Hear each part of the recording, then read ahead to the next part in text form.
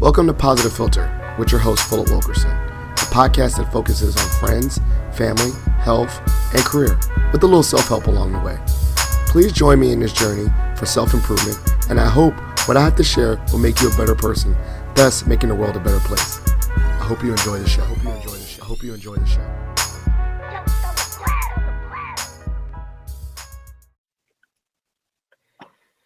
Hello, ladies and gentlemen, boys and girls, people. Thank you. Welcome to another episode of Positive Philter. This is a really exciting episode. I'm really excited for this one. This is Black Men in Career Services. If you did not know, I am Phillip Wilkerson, and I happen to be a Black man myself. Surprise. And I thought it would be great to do an episode sharing my identity and the identity of my guest in this space in career services. So I just kind of want to do a little thing. I'm Phillip Wilkerson, a higher ed professional, podcast creator, and career development enthusiast.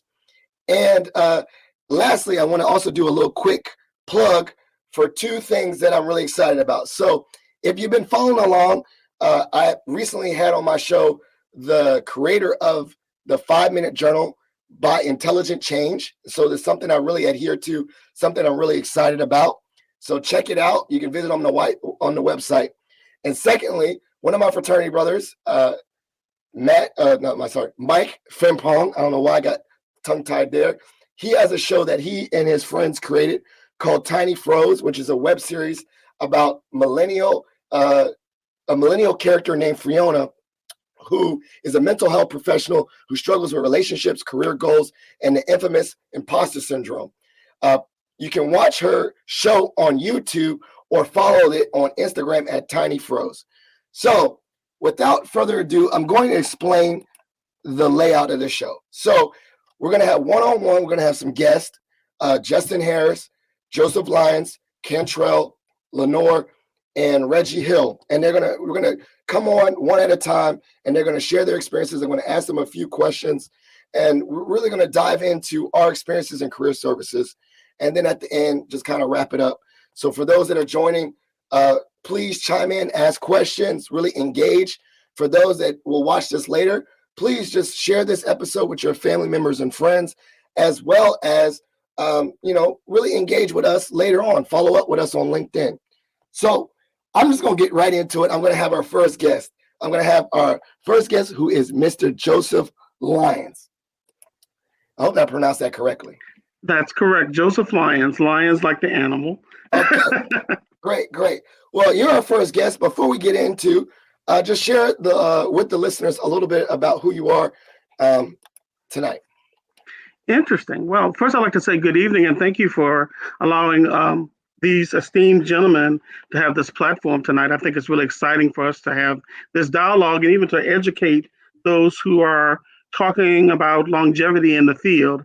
So speaking of longevity, this is actually, I'm approaching my 34th year in higher education. I've been very blessed to train and mentor and provide service to students and young professionals. I initially started out at a non-HBCU, Virginia Commonwealth University, and I was there for 24 years. And I share this story, and I could take the whole time, but not going to, about talking to anyone who's interested in being in this field about how to advocate for yourself. Because after 24 years, I sort of felt I was going to just retire and ride out into the sunset. And things began to change. And in that change, I didn't really see myself in terms of my fit and my leadership. So I began to do informational interviews, which I always talk with our students about, but they work. And so I did informational interviews with various institutions and various directors of career centers. And I happened to interview with the director of Virginia State's Career Services Office. And at the end of that meeting, I didn't talk about, I'm disgruntled or I want to change. I just talked about their services and what they provided students. And at the end of that meeting, that director said, well, how can I help you? And I had my resume handy and I extended it to her. And I said, if you have any opportunities available, consider me. And on the last day of a position closing, she said, apply for this. It was a STEM coordinator. And then I got that position. And then from there, I became the associate director. The director was leaving. And I, again, advocated for myself and became interim director. Then I guess the university saw my leadership potential, and I was involved in an office that provided tutoring and academic support for students and career services. I became the executive director for that. And then now at this point, I've now transcended to the director of student engagement and career services. So if you can think about it, assisting students academically, students with their activities, their leadership, their engagement. I serve as the advisor to our Student Government Association, and also career services. So again, going from BCU to career advisor, associate director, and now to where I'm today. But really just because I advocated for me, and only you can advocate for you. I love it. I love it. And we got some comments in here about Virginia State. So I'm just curious, you said you've had a wonderful career over 20 years, close to 30 years. How did this start? Because, I think no one ever really grows up and says, look, I want to be a higher ed professional. Yeah. I think it's one of the most planned happenstance careers that I've come across. So how did the origin story start for you? Well, it's really interesting. After coming out of graduate school years ago, I applied for positions. And actually, my first job, 6 months, I was a drug counselor in Richmond, Virginia. And at the same time, I'd applied for a position at Virginia Commonwealth University. And at that time, the institution had a program for students that were from various backgrounds, low income, low academic backgrounds, and they came through a summer program, and I served as an academic advisor. And then also I worked with students who were in a peer mentor program for that program. I coordinated their tutoring program. But I'll share with you one of the things I think that has enabled me to move forward is in a role in a field that I've been in for so long, that each year is something new. Each year I'm looking for something innovative. So in addition to me being an academic advisor, I taught orientation courses on campus. And then at J. Saunders Reynolds Community College in Richmond, I taught freshman orientation courses. I sat on committees and involved in search committees on campus. I advocated for students regularly. And I think because the university saw my eagerness, my excitement, that enabled me to kind of move up into career services. The provost at that time asked me, had I ever thought of career services? And to be transparent, I had not. But of course, I had been doing that all along in my conversations with students. So I was sort of transferred to the Career Center. And then at that time, while I was there, I was able to do some things there, launch a career ambassador program.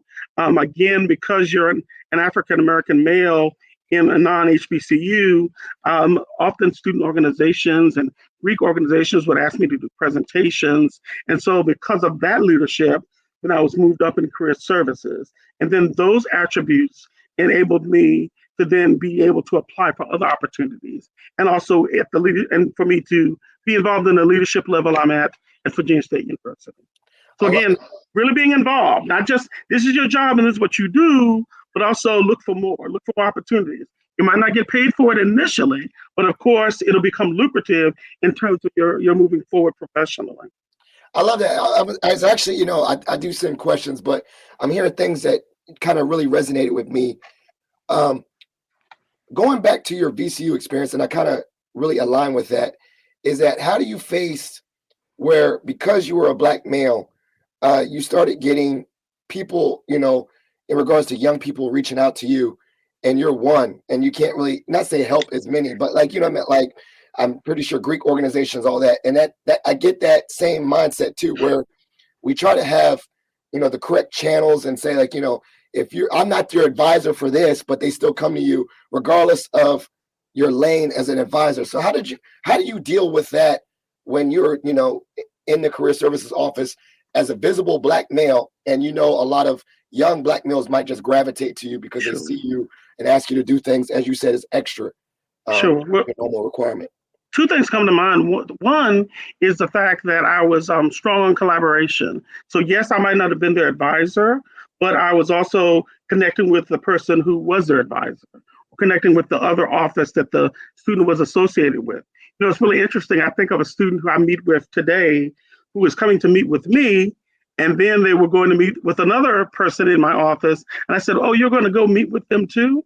And the student said, oh, yeah, I like both perspectives. So again, I think it's this kind of idea that we all coming together to raise up and to train and educate our students. That needs to be our mission.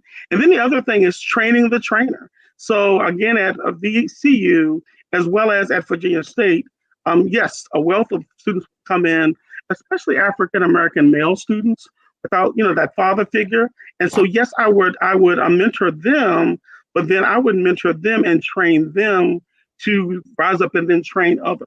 And again, with myself being an adult professional and then a young peer professional that I'm training and mentoring them, they're getting all types of broad experiences and all types of engagement. I So like that. again, training the trainer. I love that. So you're like basically you teach them, and then it kind of like that spreads out, exponentially. Like if you touch one person, that person touched three, then you kind of touch whatever. Like I can't do quick math, but you know what I mean? That it trickles down, right? It does. It just does. It So just does. now in the bigger scheme, I think you've been in career services for quite some time, where you've seen the models change, right? Like I think we gone from where it was kind of like job placement ish to like I guess more exploration. Now it's more industry focused, and I don't know what's going to be in the future. Yeah. COVID, it's Yeah, all it's really interesting. I was sort of pondering that myself. So, and yes, in the beginning, it was called career planning and placement, yeah, where students would go in, there'd be a bulletin board yeah, with all of these postings on it, and students would apply.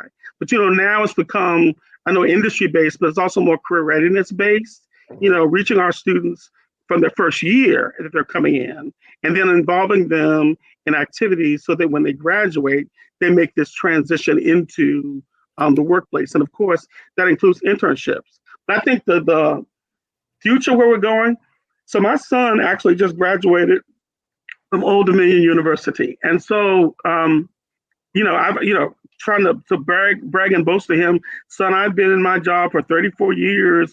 And he looked at me and said to himself, why would I want to be in a job for 34 years? So I really think it's going to be more entrepreneurship. And when I speak of that, yes, students, I think I see students now wanting to own their own business. They're wanting to own their own type of honing their craft and then individually working with it. And then also the understanding that anything that you're involved in, any career field or job, you're an entrepreneur of it. Again, in my craft, in my field, there was no roadmap. So I had to build myself. I had to build my skills, my networking, my connections, my strengths, and my weaknesses. I had to build them to develop it into the person that I am today. And I'm an entrepreneur of it. So I think entrepreneurship is going to be the way to go in this future field. Thinking about anything in a major or discipline, that is that you're an entrepreneur of that discipline or major. I love it. I love it. And so, I'm jumping around topics, but That's fine. I'm thinking, also in this space, right? There's not many, and that's why I was like, this was a topic I wanted to touch upon. So maybe can you speak to maybe your early experiences? If it was not say isolating, but being maybe the very few in the field, and then have you seen more growth? What have you seen change in that? Just speak to that, like connecting with more other Black men or mentorship. Sure. So speak about the early times and then what you're seeing it right now and maybe in the future. Well, it's sort of the same in terms of the silos. Like tonight, I'm very excited that we're all together and we're sharing of our stories and our experiences. Oh, would it have been a good discussion for us to come together earlier or have more opportunities to do so? But so often what we do is we go right back into our world, and our world is so intense and so busy that we don't get the opportunity to have the connections. At various institutions, I think that's what often happens. I know at the non-HBCU, that was often the challenge. So really, to be honest with you, for me to develop my craft and my skills, I would connect in with the non-HBCU colleagues, and then the trickling of colleagues that were there would set up more opportunity. As I'm more seasoned in the field, I know that's what's really of more value, to set up more opportunities to connect with persons who are African American in the field. The other thing is there are national associations belonging to BASE and NACE. I think I had a thought or shared. It was my thought at one point to be a major officer in the organization, because I think and I know that if we see more leaders at that level, then that will advocate for more African Americans to assume leadership roles in the field. And then the opportunities for more networking. One of the things that I do with, especially with young professionals, I will carve out time now, which I didn't do earlier, to meet and talk with them and find out what their career goal is, to view their resume. If I know a colleague or someone in another area, forwarding their resume and advocating on behalf of that person. So really being seasoned in this field, recognizing that it's your responsibility for you to reach out and lead someone into that path. It's really interesting. One of my students who worked with the Federal Reserve Bank of Richmond as a lawyer at VCU connected with one of my students at Virginia State University who is interested in being a part of the organization and mentored that student, trained them on the interviews, and now that student is working at the Federal Reserve Bank. And now that student, again, is trying to train other students at Virginia State University. So there's a responsibility that comes with this leadership and the fact that we're in certain fields to bring other persons on board as well and to train them. Yeah, I totally agree with the silo part because for me, I knew that was important. So earlier during the pandemic, I created a Black male employer relations group at Mason. Basically, I started informally where I just found a bunch of emails of Black men that went to Mason, and I BCC'd all of them and had them get together on Zoom. And then I said, well, maybe I should make this more formalized. So I went to HR, asked HR, how do you make me and a colleague, Ibrahim, made it a formal listserv, and then we got a little thing on the website. But that was important for me because I wanted to have opportunities outside of just career services to connect with Black men and build resources.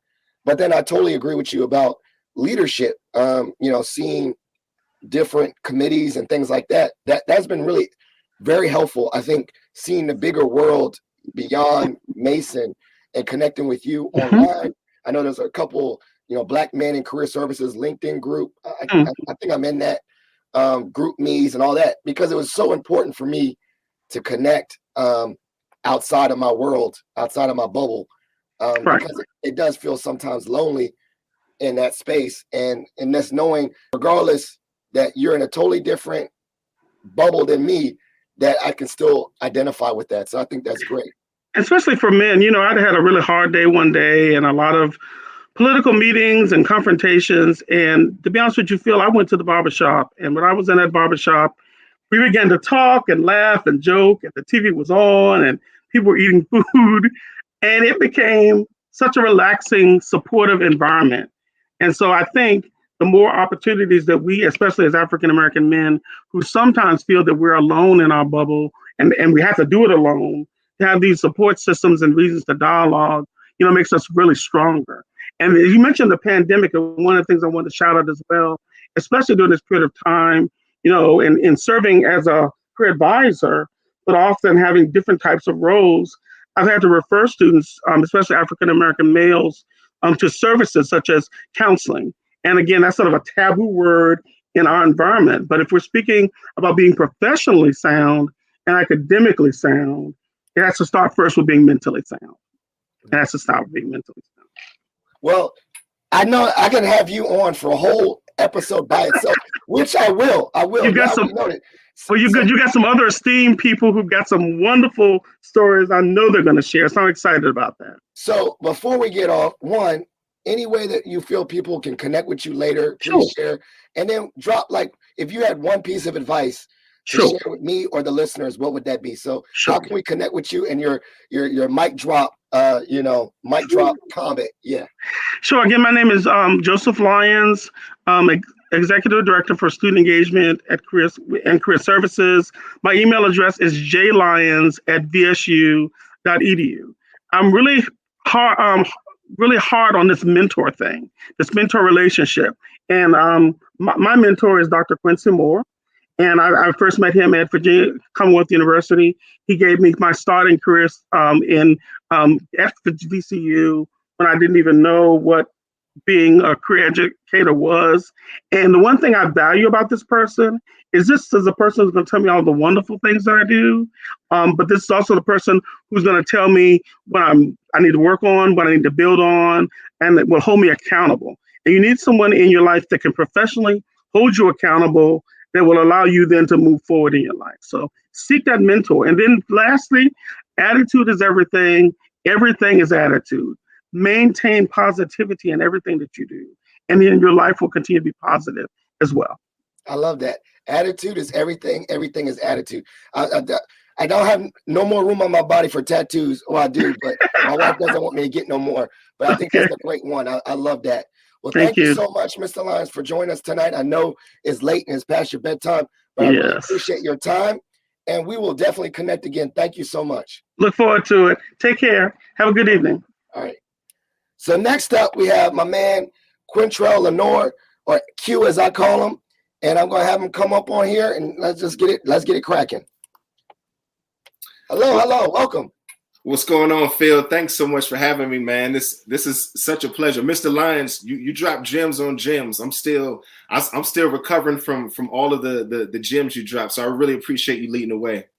So, Q, you recently transitioned. Tell us currently what you're doing, and then we're just gonna get into the conversation. But what are you currently doing right now? Yeah, man. So I work for the state of Virginia. So specifically the state agency, Department of Veteran Services. I'm a program manager for what's called the V3 transition program. So essentially, just like in higher ed, we want to help students transition from the institution to the workforce successfully. I help veterans. I help lead a team of regional coordinators that help veterans transition from the military to the civilian life. And transition is a very broad term. So at the heart of what we do is definitely career coaching, but there's a lot of mental aspects to what we do as well, and educating them on the benefits that you have as a veteran. So in a nutshell, that's what I do is a program manager for, the Department of Veteran Services. All right. So we're both Duke dogs, right? So how did you get into this space? How did you get into career services, man? Yeah, man. So I'm a career changer. So and my undergrad was exercise science. You can't tell, but I'm a big dude. I'm 6'5", pounds. And so I played football. And so I was really shaped by my mentors being strength and conditioning coaches, college athletic coaches. So that was my first profession. I went into strength and conditioning, training student athletes to be bigger, faster, stronger. So I did that for about 4 or 5 years. Got a chance to train top Division I athletes, NFL, all-pro defensive tackles. So it's really cool. But then I pivoted to I guess student success and higher education, simply because like I saw the ceiling as a strength coach. And I had a young family at the time. So as my son was being born, I realized like me working 50, 60 hours a week is not sustainable for my marriage and my family. And just looking at the landscape, there's a lot of successful strength coaches, but far and few in between have successful marriages. So I was like, whoa, there's some writing on the wall here. So that's why I kind of pivoted to higher ed. And I kind of asked myself, like, what do I like doing as a strength coach? So it wasn't necessarily designing programs. It was having those off the wall conversations with my student athletes, like how their classes are going, how the relationships are going. So I wanted to pivot to something that would allow me to do more of that. So that's how I got into higher education. From there, I was an academic advisor for student athletes. I got a chance to lead I think it's 2016 football team to a national championship as their academic advisor. And then I pivoted because as an advisor, you do a lot of different things. Like you're not just helping them to do well in the classroom, but you also are like a career coach. So I wanted to lean into that. So I transitioned from academic advising from student athletes to being a career and academic advisor just for our career services department. And then from there, I've transitioned over to the employee development side of things at a different institution. And then I'm where I am now as a transition program manager. So in those spaces, right? I mean, I'm going to make lots of assumptions, so you can correct me if I'm wrong. Maybe in the strength and conditioning world, there was a lot more black men, right? I don't know. And then to higher ed or just men in general, I don't know. So can you talk about those transitions in regards to career switching and then the identities of the people around you in those different careers as you switched from different spaces? So surprisingly, Phil, there wasn't a lot of black men. There's a lot of white men as strength coaches, right? The athletes, they were mostly black men for sure. And my mentors have always been people that didn't look like me. I was lucky enough to have, one of my first mentors, Coach Healy, when I was at Bridgewater College. He played a huge impact. He was actually from England, black guy from England, and he was a mentor. But that was the only black personal strength and conditioning professional that I've met, right? So yes, the population working in strength and conditioning in higher ed has never been individuals that look like me. I've worked with a lot of coaches, which, they're not my supervisor, they're more colleagues. And there's definitely a lot more representation of black men as coaches. That's a natural kind of segue. If you played sports your whole life, you might have a natural progression to become a coach, right? But as I've worked in higher ed and in the academic advising offices, most of my mentors, most of my leaders have been white women. So it's been interesting. I think that you kind of challenged me with the questions going into this, because I realized, one, I don't see a lot of representation in terms of, folks that look like me. But then the idea of intersections, right? I'm a black man, but I'm also a man of faith. I'm a man that has a family. I'm from the South. There's a lot of different things. I'm a creative. So I think that I found there's been bits and pieces of parts of other people that have really resonated with me. That's kind of motivated me. But I guess seeing people from the same kind of ethnic background, I haven't seen as much. So then we talk about it then. Have you ever been in a space or felt that feeling of tokenization or feeling tokenized, being the one of few, the few, right? The few in a space, or I don't know, have you not? And that's, because maybe you connected with other people across campus or broke out of your silos, so you didn't feel so tokenized. But speak to that feeling, if that's ever been a feeling of yours. Yeah, so I personally haven't felt like I've been tokenized. However, I realized that I've worked in some toxic work environments. I've had leaders that were not great leaders, but to say that I think that they maliciously maybe treated me indifferently because I was a black man, at least they didn't go about presenting it that way. So I personally don't feel like I've been put out on Front Street either to be the voice for all black men, black identities, or have I been kind of put out there to say hey, you only got this because you're a black man. Now, I will say this, there's a level of privilege that I've realized that I have, being the only man in a career services space and also being the only black person. And I think that because there's not a lot of men in our space, that at least got me to the interview in a lot of cases. Being a strength and conditioning coach, in terms of on paper, I was not the most qualified person to be an academic advisor, right? I really lean into my network and being the only man of color, probably applying for that role. So that helped me. But getting into the interview, I had to come with it. So I just say that to say there's a level of privilege I think that I've realized with my identity. But I personally haven't felt put on Front Street to be the voice of all things black. Yeah, that makes sense. I mean, I've had a different experience where I did have to be the spokesperson for all things black in certain spaces. And so that's very unique because, like I said, with this series, I've understand that we all have different, while we share identities, we have different experiences in different spaces. So what have you, for me, and I shared earlier, and I believe Mr. Lyons has shared earlier, what have been some ways that you have broken silos and really connected, whether cross departments or cross institutions, to connect with other black men?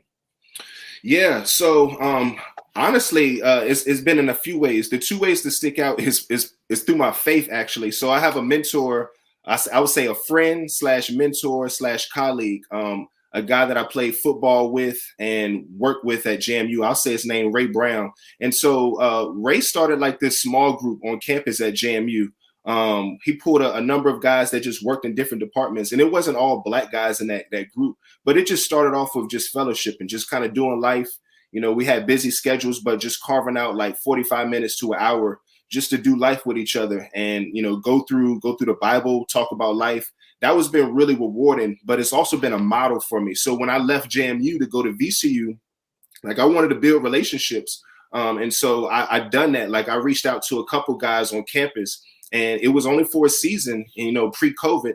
And that was one of the more impactful ways that I've been able to leverage, I guess, one of my intersections, which was faith, to kind of get in front of other black guys. The other tool was my athletics background, right?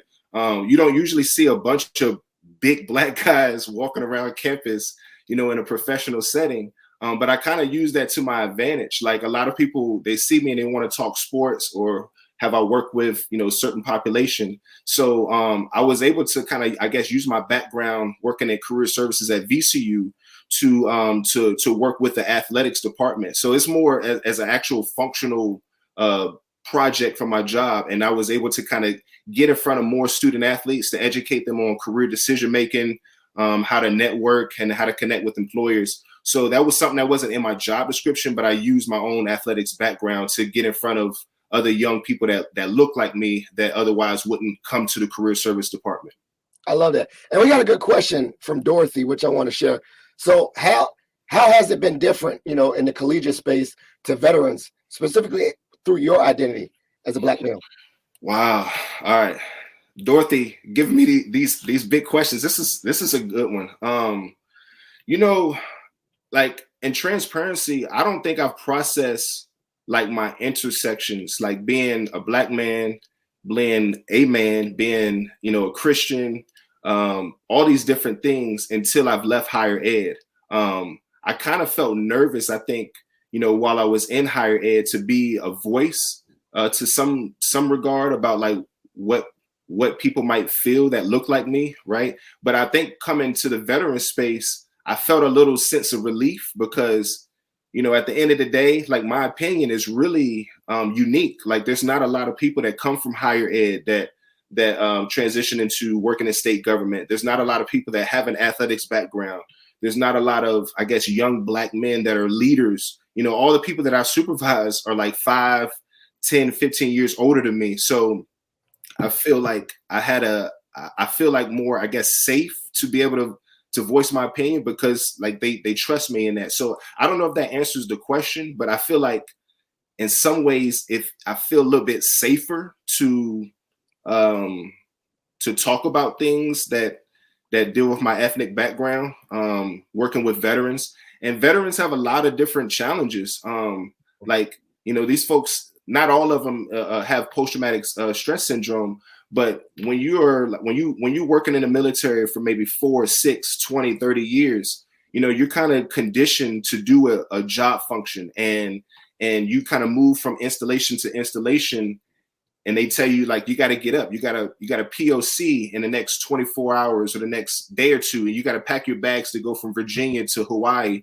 And, now you got to do this job. And so you do that for a course of years. It has an impact. And then when it comes time to leave the military, you don't know what to do. Like, what does it mean for you to actually apply for a job? What does it mean to actually, go out into the community and just buy your own groceries? These are very small things that cause a lot of anxiety and stress. So I say all that to say this is like, I've realized like my story has a small part in somebody being able to find a commonality and then to open up, right?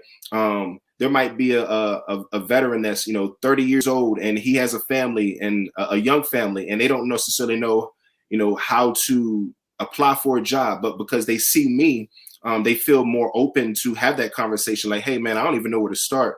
Can you help me? So I just give that as I felt more safe to have those conversations working with veterans.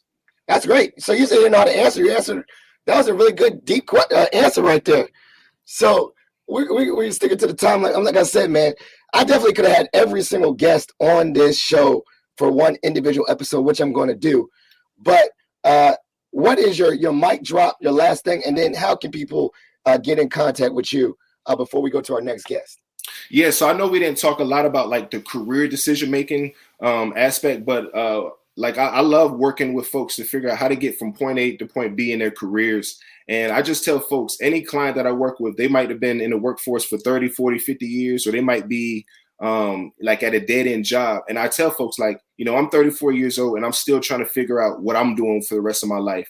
So I just give that as an example of like, we all have a level of fear that just comes up when we're trying to navigate our careers. And so just having that perspective, like you don't have all the solutions, is perfectly okay. So that's kind of, I guess, my mic drop moment. So folks can get in contact with me through my I would say my website. So lenorecoaching.com. You also can find me on LinkedIn. My name is Quintrell Lenoir. You can connect through me with through email, lenorecoaching@gmail.com. So yes, pleasure. Thank you, Phil, for the opportunity. And I'm looking forward to tuning into the rest of the guests. All right. Thank you. All right. So we're ripping and rolling. We're up to our next guest. Man, they already told me they already sleepy. So I gotta get the energy up. Make sure that my next guest is awake. But the next guest I have is my good fraternity brother, Justin Harris. So let's go and bring him on. Hello, Justin. Hey, Phil. What's going on, man? Oh, man, I know you're sleepy. I know it's time. But so, Justin, for the listeners, just give a little, intro who you are, and we'll get right into it. Absolutely. First, thank you, Phil, for having me on. It's been a long time coming. Yes. Hi, everybody. My name is Justin Harris. I am currently a career advisor working with students in the School of Public Affairs at American University. And I've had actually, interestingly, a similar career experience with Quintrell. We've had conversations as we know each other and talked about that. I had a background coming actually working in higher ed now, probably about 10, almost 11 years or so. And I actually started in academic advising for student athletes. That was my experience doing that at JMU. That was my experience doing that at the University of Massachusetts Amherst, at Towson University. And then I basically transitioned from working with student athletes to now working in direct career advising. And all of that actually, it seemed like it came through happenstance, but it was somewhat of a plan and somewhat of a structured decision for me. I originally knew I wanted to go into higher ed. I just didn't know exactly where that would be. I enjoyed working with students. I enjoyed working with athletes. I was a former athlete in high school. So I knew that population, and I knew some of the resources that I felt like a lot of them needed, and some of them didn't take advantage of. So that's why I moved into that space. But I really enjoyed the career aspect of working with them and seeing how I can have an impact going further on, other than just, hey, you graduate, but what's next? So that's really taken me in towards career advising, and that's why I've been working in this space now in American University for almost 5 years. So I know primarily, maybe in the athletic space, maybe you did have more interaction with probably Black male students. And then as you transition outside of the athletics, it's probably less than, and more specifically, maybe less than at American. So can you speak to that experience of you, maybe having that direct mentorship on a lot of Black males to maybe not so much or less or difference in your different roles? Yeah, absolutely. So you're exactly right. That was majority of the student population I was working with, especially in one of my first full-time roles, which was at Towson, was working with the football team there. And that was primarily, of course, Black males. So the interactions with them were, yes, I was their professional, I was their academic advisor. We had a level of respect, but it was also a level of kind of understanding each other and each other's backgrounds and where people came from. So we really built some significantly strong relationships with some of those athletes. And I remember just having conversations with some of them where I'm not even talking about, don't look at me as Justin Harris, the career advisor. I'm just Justin Harris, the person. Like, I'm another Black male talking to you, trying to give you advice, trying to mentor you, because I know what potentially could help you. And I know some things that could potentially hurt you because I've seen them before. And maybe you just haven't had the opportunity to experience them yet. So trying to be kind of, hey, I've been through some of this stuff. Here's something you might want to watch out for. Here's something you want to think about. So it really took on a role of not just saying, hey, I'm doing my job, but I also want to make sure you're succeeding. And I'm going to go a little extra mile for you because I know that you may need that potential help, or you've come to me to seek it out. So I have some of those same relationships. However, it's just different because the population is different that I'm working with now. I have actually a much broader population other than, yes, I still have some Black males that I work with and I'm their advisor for as a career advisor, but I also have international students, which I did not see barely at all when I was an academic advisor for student athletes. So I have international students. I have students that some of them have lived all over the world. Some of them come from more fluent backgrounds. Some of them actually who come from less affluent backgrounds. So it's a much more diverse mix of student populations I'm working with now. I think that's something that's interesting though, because now I approach the situation as I get to also learn about you and your background. That's something I haven't experienced before because of my background and where I came from. So now it's a opportunity for us to share life experiences, and I can share my life experiences with you as a Black male. I literally have had students that come from areas before and said, well, in where I've lived at and coming to DC was a culture shock because they didn't see as many minorities or many international students or many Black students because they came from this small rural town. I love that. I love that. So, going into those spaces, we talk about mentorship and transitioning. So can you speak to some maybe either higher ed mentors for you or career services mentors for you? And if there any of those were Black men, was there that overlap, like you seek them out, or it was like formalized mentorship? Absolutely. Absolutely. So one person in particular that I definitely consider a mentor. I don't know if he would know that I would call him a mentor because I don't know. We've never had that formal discussion to say, "Hey, you're my mentor," or "I want to be your mentee."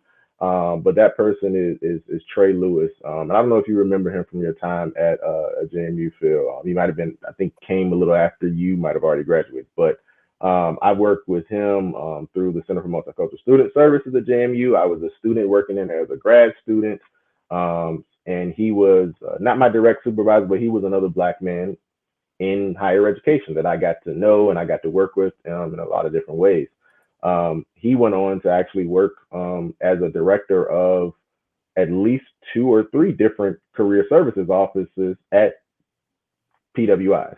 So he was one of probably the only persons that I knew as a Black male that was in career services.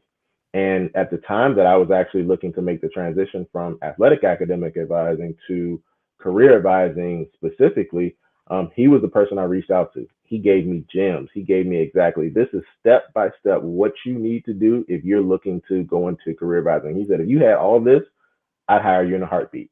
So I literally followed that blueprint that he set for me and said, hey, do these things and you're going to set yourself up for success to go into this field. And that happened. So he's somebody that, even though we don't talk all the time, I know some mentor-mentee relationship people talk very often. He's always something I know I can call on, I can reach out to, and just catch up and say, hey, this is how I'm doing. It can have been 2 years and I can still call him now today and say, hey, this is what's going on and check in with him. He's now actually Dr. Trey Lewis, and actually he's in higher ed now as a faculty member. He's left the career services space because he had bigger goals to achieve. So. That's crazy. And I love it. Like I say, Dr. Lewis, people know him. I might have to follow up with him and connect with him too. It seems like if he mentored you, I know he's good people, man. He knows what he's talking about. Definitely. So, as you've gone up, what have been some learning points? And you spoke to it very well, like having to do some introspection and learn about different cultures. And I love this, the diversity, equity, and inclusion work is we need to do it within ourselves too and learn about different cultures. So can you speak to that too? Wow, I do carry that. Sometimes I'm this diversity training, I don't need, I'm Black and whatever. But then I realize yes, I need this just as much as other people to learn different experiences of other marginalized groups. So just speak to your journey about that, through your time in higher ed. Absolutely. I think that's been, I would say, a really important piece. And it's something that I've seen grow as far as importance on college campuses, definitely in the last year and a half. I think everybody knows how much more DEI has been a hot topic or a trending thing, but I think it's bigger than a trend. I think it's becoming a solidified aspect in the higher education space, in the private corporate sector. And I think for us as Black men, we have a key role to play in that. Not that we need to be the chief diversity officer all the time. That's not the role that we always need to play. That can be played by a different person, somebody that is a minority, that is a Black male, or that is not. But I think we have a voice that needs to be heard in that space. I'm on our internal Career Center Diversity, Equity, and Inclusion Committee, And that's an opportunity that my mindset has been opened up to so many different other areas of diversity, thinking about disabilities, thinking about people LGBTQ plus, like all of those things are sometimes stuff that I never actually even talked about with people before. But now these are conversations that I have regularly. And I think it informs me and makes me actually a better professional and a better Black male in career services, because now I'm not just looking from my perspective. I'm looking at, oh, you have a disability. And it could be an invisible disability that impacts you. Or you're coming from this international background and you don't understand terminology. You don't understand how things are done because in your country or wherever you're from, things were in a different way. So now I think I'm doing my job better because I'm coming from so many different perspectives and I have a much better understanding of the broader aspects of, hey, these are what impacts people in their lives. This is what impacts people in their career decisions. So I think it helps me be a better advisor, that I'm now kind of stepped into that DEI space and kind of embraced it to say, well, I don't want to look at it just from a minority Black male lens. I want to look at it from a broader perspective, so that I can be better in the work that I do. Yeah, I really resonate with that too, because I definitely had to do some learning on my own. And then I realized that within learning on my own, that really opened up a whole world of other identities and other groups. And that's kind of what led to this series of asking questions of different people in career services, but different identities, because that perspective building will help me advocate as a Black man for myself if I see the ways that other groups advocate for themselves, right? If that kind of makes sense. Like, exactly. I can advocate better for Black men if I see how other people advocate for their identities and vice versa. Like, then I can advocate for other groups too, because I've learned why they need advocacy in that space. Exactly. Yeah. And I think that shared understanding is going to help all of us work together better. I love it. So can you, this is my question. Can you speak to, your ways of seeing, I guess, leadership or connections with Black men in a broader sense? Like, do you have to go to conferences and, I don't know, just the ways that you make those same connections to see other people like yourself? Well, it's a mix for me. I think I definitely heavily lean on, prior relationships I have. We are both in the same fraternal organization, so definitely those relationships are significantly a big part of my life, and where honestly I get most of my interactions with other Black males. I am in my office. I am the only actual Black male and identify as a Black male in my office. And I know a few people scattered around campus, but I think we're so siloed, and I think COVID has of course played a part in that I don't get too much of that on my own campus and where I work at. So usually I'm talking to not only family members that I have, but I'm talking to fraternity brothers. I'm talking to people that I work with at other campuses. So I try to stay in contact with some of I used to work in athletics, some of the coaches. I try to stay in contact with them. I have another person that worked with me in academic advising when I was at another institution too, that I try to stay in contact with. And he's somebody that usually every holiday we're texting each other, birthdays and those kind of things. We try to stay in contact. So that's usually where I'm getting most of my outlets. And not that I don't think it's important to do that in my workplace, but it's, for me, I'm really focused when I'm at work. Yes, I identify as a Black man, and I know that's an important piece, but that's not what I'm coming to work thinking about every day. Okay. And for me, why I think that's so important is because I feel like I would be quite stressed every day if I thought about how I was looked at as a Black male all day, every day. I still come as myself. People know I'm a Black male. That's obvious. You can see that. And I don't change who I am when I'm at my workspace, but I also don't make a point to make sure that's the thing that I'm thinking about every day, because I think that'll affect the work that I'm able to do. And that's going to affect my students. And I don't want to negatively potentially affect the students that I'm working with, because that's really my passion and why I want to do this work, because I want to see them excel in their careers. So I guess obviously, the dual consciousness, but when you walk in through the threshold of American University, you're saying, okay, I'm career first. That's the hat, or the shaping educator and teacher and mentor. Mm-hmm. And and I think I've gotten to the point now, and I kind of make a point to do this at every place I worked at, that I've gained the respect of my peers, my coworkers, the students that I work with, So that, yeah, me being a black male, that's not a significant piece because they respect me. They know I can come in and do the job. My students respect me. And I hope that they don't come in and look and say, oh, this is a black male. He's not going to give me good advising. I don't think that's the case at all. If that was the case, I wouldn't have as many students coming to me. My caseload wouldn't be as big. But I think I've developed a level of he's good at what he does. He enjoys what he does. He wants to build relationships with people, no matter who they are, no matter who their background is. And he wants to come and do this great work and help the people that he's going to be working for. I'm very collegial with my colleagues. I have no problems working with anyone, regardless of what their background is. And I think that's part of the culture also of like the office that I work with. We have a very kind of diverse office, even though I'm the only black male, but we have people who are international. We have people who are of various different races. Our actually executive director is from Sri Lanka. And if you look at him, he's the same color as me. But when you talk to him, you hear his accent. And we have a level of respect, and I think a respect for everybody and where they're from and where they come from and what they bring as their whole self to the institution and to the work that they do. I love it. I love that. And that's something good.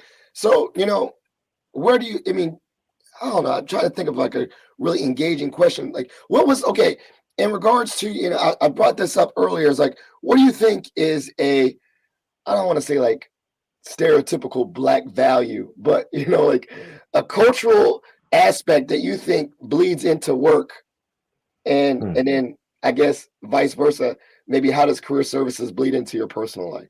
I'm just thinking like, I don't know, like sense of humor, jokes. I don't know what I don't know. What can you think of? Something that's a cultural value for me. Large family gatherings. I don't know. I'm trying to think. I don't know. I think for me is I am a very family oriented person. So that's like always an important piece. I have a strong faith as well. Now I don't carry that with me every day saying I'm a Christian or I practice this particular faith, but I talk about how much what I do, yes, it's for my students and it's for them, and I wanted to make sure they get it, but I'm a representation of my family. And the reason why I push so hard for that and I want to build that respect is because I'm representing them. Like every single day that I walk into this campus, every day I walk into this building, I'm a representation of my family and the people that have come before me. And I think that could be an ingrained value of anyone, but I think coming from a black family, like, yeah, when you go out in this community, you represent all of us. You need to make sure that you're upholding to the legacy that was built before you too, or improving on the legacy and making sure you're getting us out of generational curses. I think those are both really important. So that family aspect and making sure that I'm doing this for a higher purpose is what I bring to my job every single day as a black man in career services. Honestly, I think you answered that just the way I thought I would too, because I was about to say, like, I'm thinking of my mom saying, don't embarrass me kind of thing, like that, like don't embarrass, and then, you better act right. And then the generational thing, like, I think about that subconsciously too, of, my grandfather, who went to college, and I was like, I can't be letting him down. I got to adhere to, generate the ancestry thing is very big. I don't know if that's a black thing, or African thing, but ancestry is very important, and honor and legacy. And I think that I do believe that's a value that bleeds over into my work. It's legacy building and respect of ancestry and upholding that ancestry. Don't go out here embarrassing us, kind of thing. I think another piece to that too to think about, Phil, is also sometimes I work with a lot of first generation college students, and oftentimes the first generation college students are black males or black females. This is anecdotal, but I'm pretty sure we did a poll on that. Oftentimes they're black males and females. So with them seeing me doing this work, and I let them know, not to boast or anything, but I'm like, yeah, I have a bachelor's degree. Yeah, I have a master's degree. I was not the first in my family to go to college. I'm privileged in that point, but you have a very important spot that you're in now because you're that person that's now you're the first. And there's going to be a second, and there's going to be a third, and it's going to continue on. So I make sure I push and encourage them to say, yes, I'm not the first. I've gotten 2 degrees. You can do that too. I didn't know I was going to do that. That wasn't, I thought about it. It was a plan. It was something I had in mind, but I saw people that came before me that did that. And that's why I knew that it was achievable and possible. So that's why I tell students, yeah, you can do it, and I have these, and you can get the same thing as well, or more. All right. Well, this is great. I gotta have you on. This is a long time coming. I think I bothered Justin like in 2017. Like, man, I gotta get you on the podcast. So for those that are listening, what is one way people can connect with you? And then your mic drop comment. Yeah. You can connect with me at justinh@american.edu. And my LinkedIn is Justin W. Harris _careers. So either way there, email me, add me on as a connection on LinkedIn, whichever way.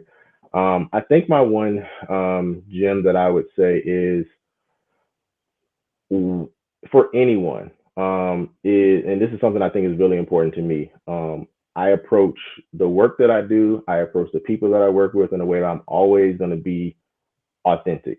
You know, how I'm presenting now is the person that I am. You know, I do have a humor, I joke, but I'm also a very serious person. A lot of people say when you first met me, he's very serious because I take my life seriously. And I don't let that lead me, but I'm very intentional. I'm very authentic about that. And when you present that to people, they respect that. You know, they definitely respect that. So I always make sure I carry that authentic piece of myself in every space that I am, whether it be having fun, hanging out with friends, or going into the workplace. I love it. And yeah, it's true. I thought you was very serious in the meetings. You know, I was like, man, this dude's serious, but you get things done, and you're someone that's, definitely doing big things. And I'm so glad that you answered the call to be on this podcast and share your thoughts tonight. It's been great. You're welcome, man. Thank you for having me, bro. All right, please. All right, so we got our last guest. I know, man, we got the youngest guy on the block. I believe he's youngest. I'm making, a lot of assumptions here. But we have Mr. Reggie Hill. Welcome, Mr. Reggie Hill. This is the first time we met. Shout out to Whitney. Whitney. Put you on. If Whitney thinks you're good people, you already stamped 100 that you're good people. So go ahead and share the listeners. Tell us a little bit about yourself, Reggie. All right, so you were saying that, assuming that I'm the youngest. So I'm 27, just to put it out there. So I don't know. Okay, then you are the youngest. All right, cool.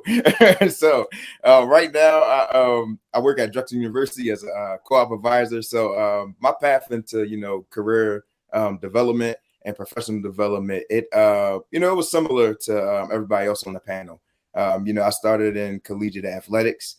Honestly, when I first went to school, all I knew is that I wanted to work in professional sports. So I was going to get my sport management degree and come back home and work for the Sixers. That was my plan. Didn't work out like that. Once I really got, into school and learning about the world of sports and everything, professional sports wasn't my thing. I kind of geared towards, student athlete development. That was my type of thing. So when I graduated, matter of fact, it's actually funny because my senior year for my bachelor's, I was in Virginia doing an internship, Virginia Beach, at the Virginia Beach Field House. I don't know if you're familiar with that or near, but but either way, after that, I kind of, geared towards collegiate athletics.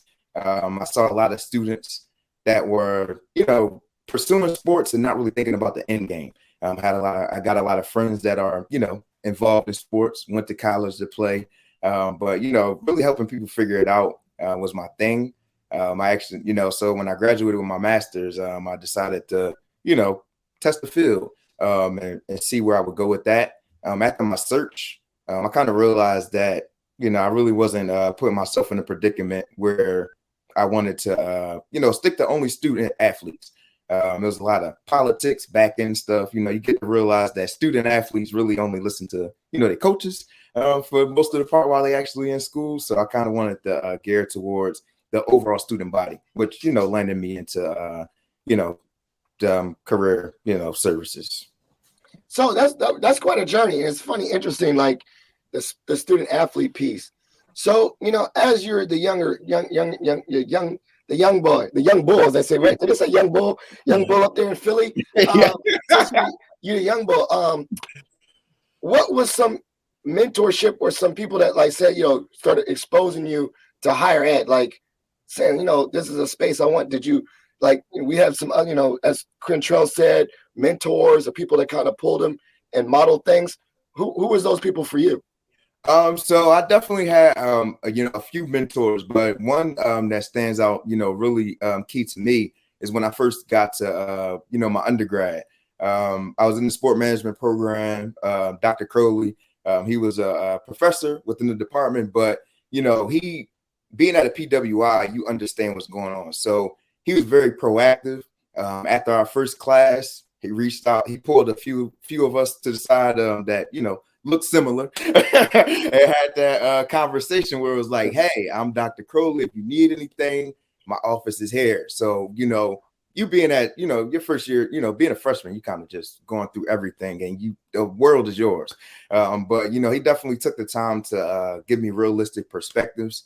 Somebody that was an open air, gave me great advice, always, encouraged me to, expand my branch and think outside of Philly. I know I did still end up in Philly, but it was the opportunity.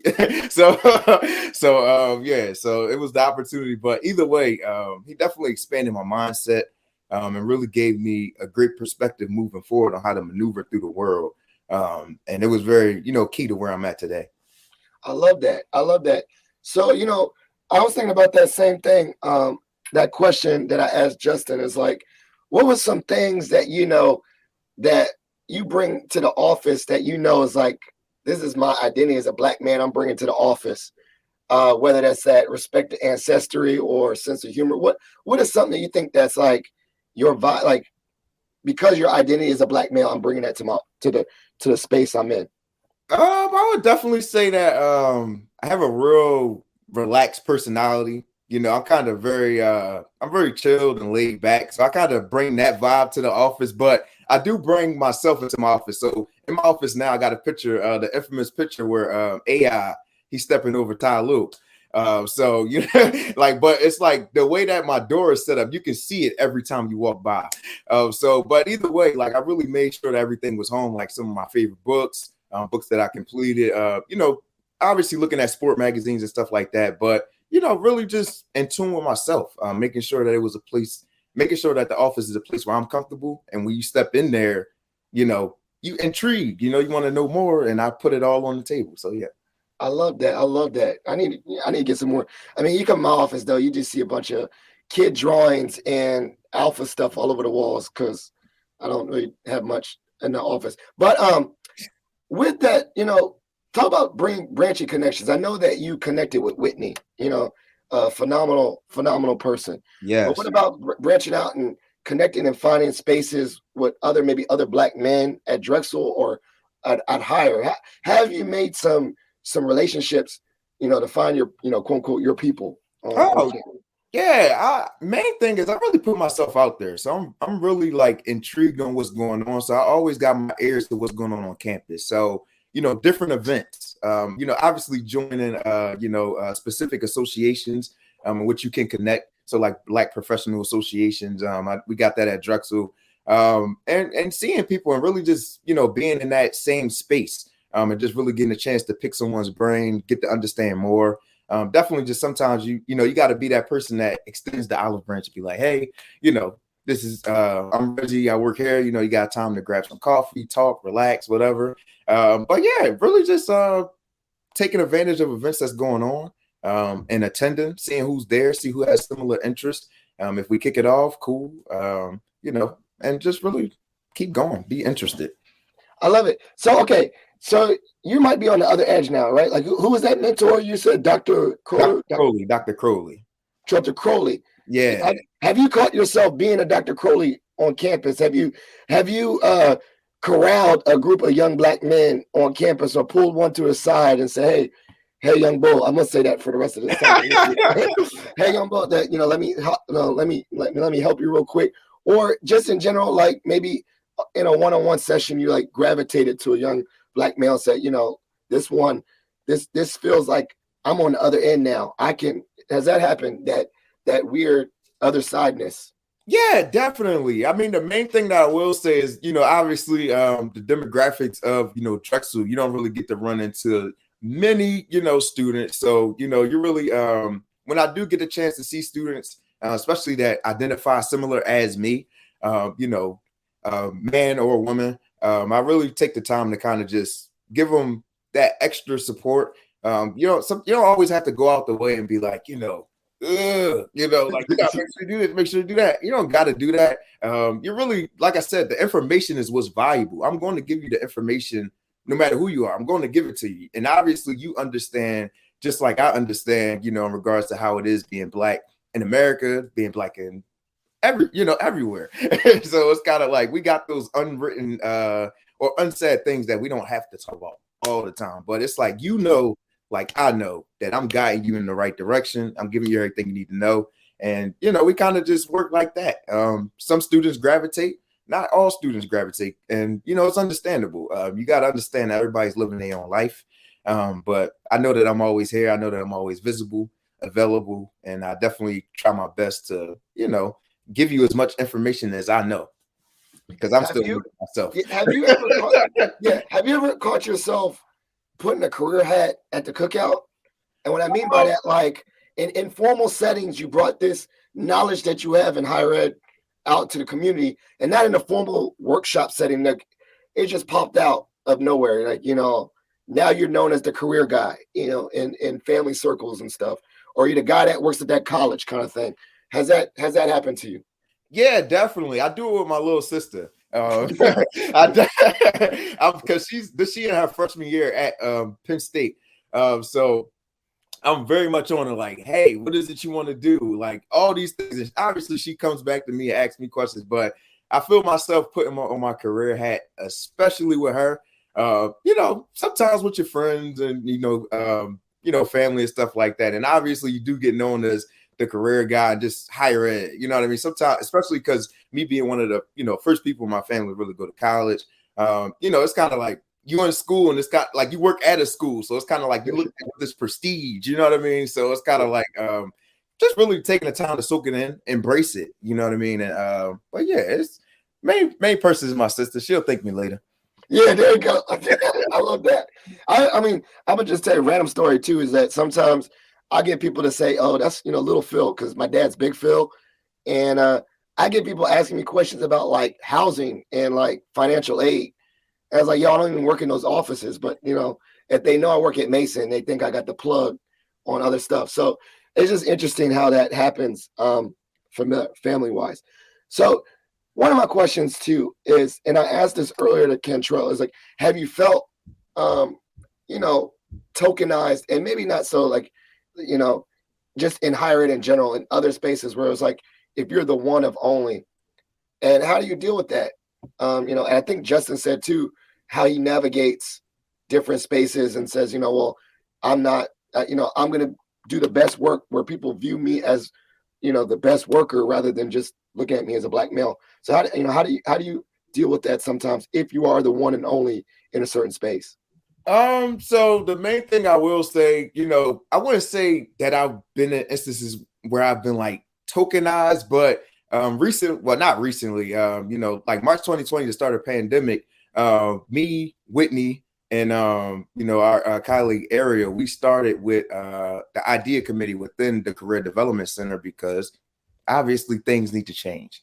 So a lot of times you would kind of get expected to do things because we was like focusing on DEI, but we also got our job to do as well. And also is really just being in a situation where you have to let others know, even when they are coming to you with maybe even certain opportunities or, maybe even certain, aspects that you're like, hey, like this is kind of not really the route that we need to go. Like, obviously we can do the work and we can put in the footwork, but it's going to take way more, compared to like you just coming to me, what suggestions do you have? And honestly, if you are asking for suggestions, I want follow-up. I want feedback. How is this going? How are we tracking the progress? So if you aren't ready to really have those conversations, and when those conversations do come up, those topics are asked, then maybe we're not having the right kind of conversation. It's kind of like I want to say like a PR type of thing, but it's kind of one of those things where it's kind of like, hey, this is how I made my impact on the world type of thing. And it's not, you got to really take the time to educate yourself. And we experience it every day as, Black people living in the office, so that's kind of how I handle it. I don't, because like you can, because Whitney said, be honest, because you can be in situations, where it's like people will come to you and kind of expect because you are focusing on it, but you just got to be honest and really like have a real conversation where it's like, if we're not doing this and we're not doing that, we're not tracking this progress, and I can't see some quantitative data that shows that you are making a change and we kind of just keep on talking, then it's no point in having the conversation. Gotcha. So basically, you're trying to say when you see things, you want to make sure that it's not performative things, that it's real tangible outcomes and it's sustainable tangible outcomes. In regards to just anything, like when we have ideas where we get now, with a certain DE&I initiative, sometimes now more marginalized groups are being highlighted because it's kind of the wave, but we want to make sure that this is sustainable and not just for, as you said, PR.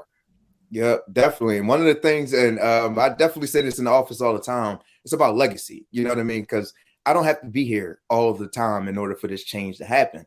The thing is, we're supposed to plant seeds and watch them grow. And I don't have to be there to experience it. I don't have to be a part of that project every step of the way. Things grow and they get better and better and better. So, start thinking about the seeds. If you don't want to actually plant some tangible seeds, then it's kind of just talk. Systems. I like that. I need to work on my systems because I'm very impulsive, but not like this podcast though. That was one thing I kept going for a long time.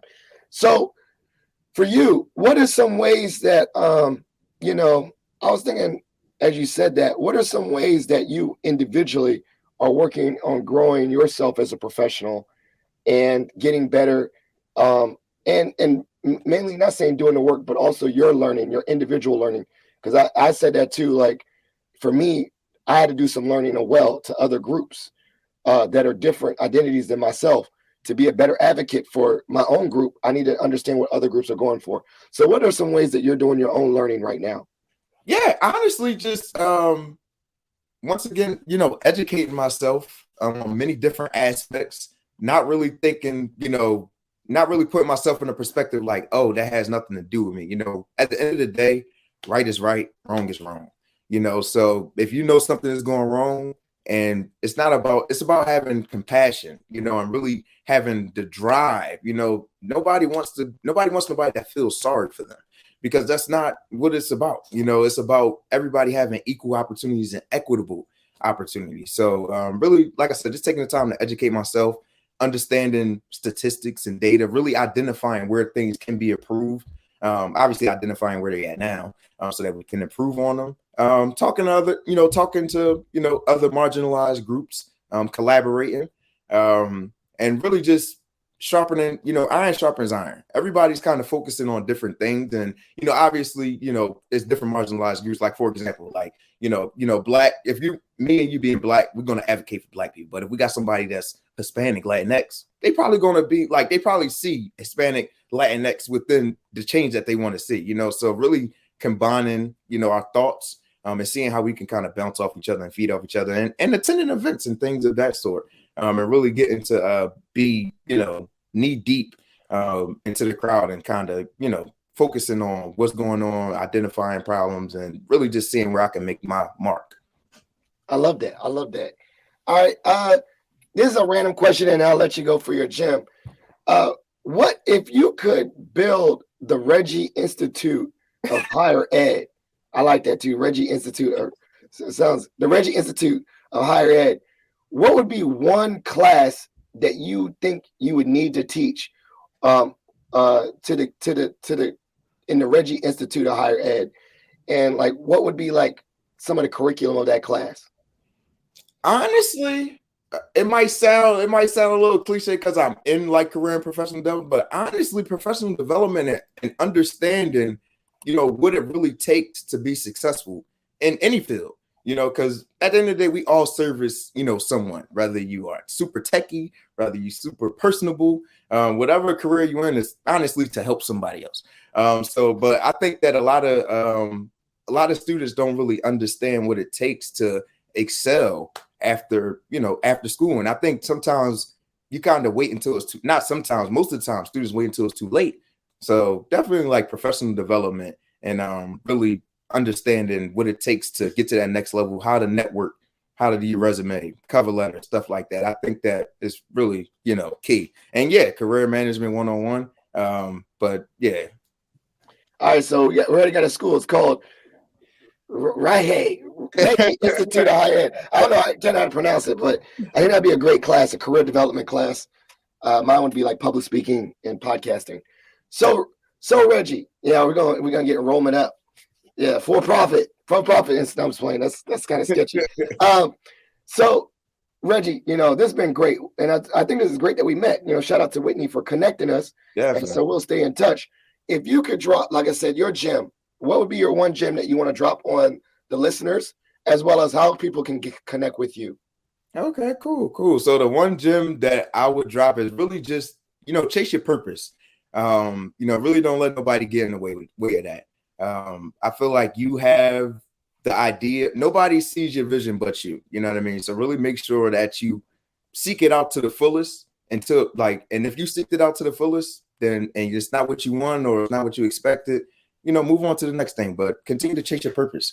It'll definitely land you in places. And your purpose will lead you places that, sometimes those fears of speaking, like talking to people, so like you said, public speaking, your purpose, you know what you want to do. So you're going to overcome that because of your purpose.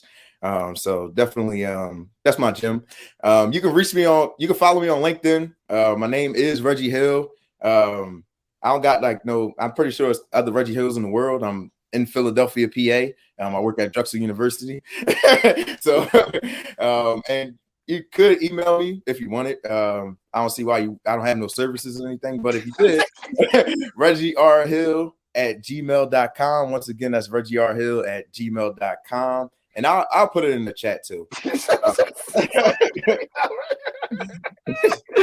Oh man, this has been great. Well, I think it's great. Thank you so much, Reggie, for jumping on. This has been great. And, I really appreciate your time tonight. No, I appreciate you for having me. And definitely, Justin, Q, Joe, it was definitely great hearing y'all stories. Definitely following y'all after this. So don't worry. I already follow Phil. So we'll definitely stay in touch. All right. Well, thank you so much. I really did not expect all the gems. I couldn't even really process all the great conversations that we had tonight. And so for those that joined us at the end, what we just had was a great discussion as Black men in career services, just a wide variety of perspectives and our ideas and how we look at career development, as well as, what we think the future of career development is going to be and just how we bring ourselves to work. So this has been great. This is ideally just the kind of episode that I wanted to have. For those that missed this live, don't worry. This episode will be up on iTunes, Spotify, and wherever you listen to your audio podcast tomorrow, because I'm going to download this tonight. And so don't worry. Or you can watch the recap of all of these videos right now on LinkedIn, Facebook, and YouTube. So you can watch this as well. So this will not go anywhere. For those that are listeners of the Positive Philter show, please continue to follow Positive Philter on all the platforms, Facebook, LinkedIn page, Instagram, all that, Positive Philter, spelled with a PH. And if you want to call the hotline, that's 571-336-6560. That's 571-336-6560. You can leave a voicemail. Sometimes I upload those voicemails on the podcast. But this has been a great episode. Thank you so much for everyone tuning in. I really appreciate it. I love the comments that we had tonight. Thank you so much, and we're out. Thank you for listening to Positive Philter, a podcast that focuses on family, friends, career, with a little self-help along the way. If you enjoyed this podcast, please share it with your family and friends, and like the Facebook page, Spreading Positivity of Movement. Thanks for listening.